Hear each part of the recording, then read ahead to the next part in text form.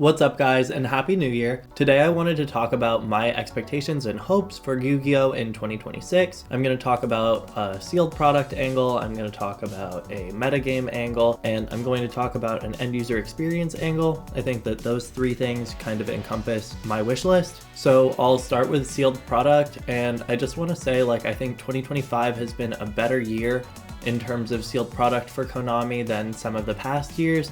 The deck building sets that they've released in the past year and a half have been solid, and that can't be said for every single product that's been released in that category in the past. I also thought that this year they did a good job with the structure deck products that they released. The branded and the blue eyes were both pretty good. And I thought the 5Ds legacy decks, or whatever you want to call them, that was a great product. I hope that the 3-deck structure deck product with Sky Striker, X-Saber, and Mitsurugi is also a good product, and I hope that they announce more deck products for an entry-level product for players as we go into the year. I think that having new products for new players is always a good thing, and in terms of production costs, probably isn't that much compared to creating a whole new set, which has to mostly be new cards. You could include a lot of reprints in a structure deck for a low R&D cost. The other thing, which has already been confirmed, is we're getting another Rarity Collection set in 2026. That is Rarity Collection 5. If you haven't seen my wishlist video for that set, please go check it out. I'm excited to see what they give us, and I always appreciate this kind of product because meta reprints are never a bad thing. Which brings us to my one request as far as sealed product.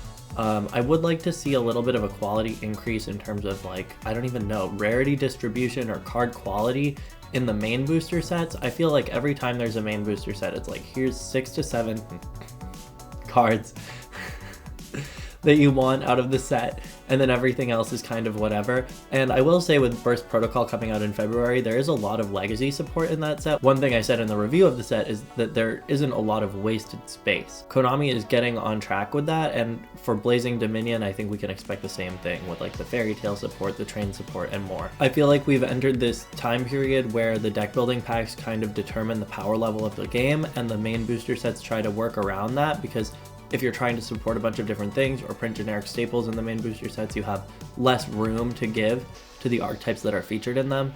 And so it kind of almost always feels like they're playing catch up unless they're broken off the bat. But the prices of the cards in the deck building packs have not been egregiously high. Even Yami and Draco Tail are pretty affordable. Which kind of brings me to the metagame topic. I think that the metagame developed in a pretty interesting and healthy way in 2025, where decks from the last deck building pack, namely Ryzeal and Malice, a 2024 product, were still viable and relevant throughout this year, to the point where there was a TCG article posted recently about how Malice should get hit, and it's I kind of like when decks last a long time, especially if they're not the best deck in the game. And I think Sky Striker is a good example of this, where it's been around forever but people are still playing it and it's still competitively viable. And so going into 2026, I'd like to see a similar philosophy to the metagame development, where the decks in the deck building packs, if they are too strong, maybe they get a consistency hit or something, but for the most part it's a hands-off approach and things kind of develop themselves. And with general incremental power creep, the format typically flattens itself out. One personal request for the card design process, I guess, is I really like the turn 0 cards like Femena and Clip and Izuna, and so if I had my say, they would just continue to print more cards like this in upcoming sets, whether they were deck building packs or booster sets. And all of this kind of takes me to my last point of the video, which is going to be the end user experience of being a Yu-Gi-Oh player, whether you've been invested in the game for a long time or you're entering the game as a new player in 2026, which is, I feel like the format is actually pretty good right now. And I feel like the card acquisition process is pretty reasonable. TCG Player has a competitive environment where people are constantly undercutting each other, but not in a way that makes it feel like collections are going to bottom out, just in a way that makes the market feel competitive. And Konami has already announced that they're doing another reprint set, so that's great. But like I said, I just feel like they need to release more structure decks. The structure deck products this year have been great. I got the Blue Eyes structure deck, I got the branded structure deck, I got the 5D structure deck. I have most of all of the cards in these decks, except for the new ones, of course. And I still probably would have bought the product, even if they had one new card each. I'll probably pick up the Spirit Charmer structure deck, even though that one kind of bothers me. But overall, I would say that I'm pretty optimistic about the game going into 2026.